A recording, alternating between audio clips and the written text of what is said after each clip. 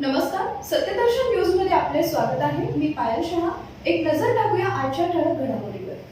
Share बाजारात मोठी घसरण, काय आहे कारण? भारतीय शेअर बाजारात आज 12 फेब्रुवारी रोजी मोठी घसरण पाहायला मिळाली।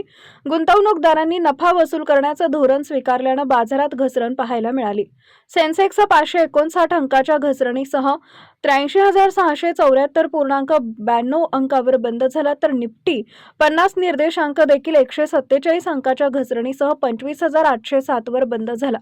सर्व क्षेत्रात जोरदार विक्री झाल्यानं बाजारावर परिणाम दिसून आला। बीएसई 150 मिडकॅप निर्देशांक 0.46% घसरला, तर बीएसई 250 स्मॉल कॅप निर्देशांक 0.86% घसरला। शेअर बाजारातील घसरणीमुळे बीएसईवर लिस्ट असलेल्या कंपन्यांचं बाजार मूल्य कमी झालं। बुधवारी बीएसई वरील कंपन्यांचे बाजार मूल्य 475 लाख कोटी रुपये होतं। आज ते 3 लाख कोटींनी कमी होऊन 472 लाख कोटींवर आलंय। म्हणजेच गुंतवणूकदारांचं 3 लाख कोटी रुपयांचं नुकसान झालंय।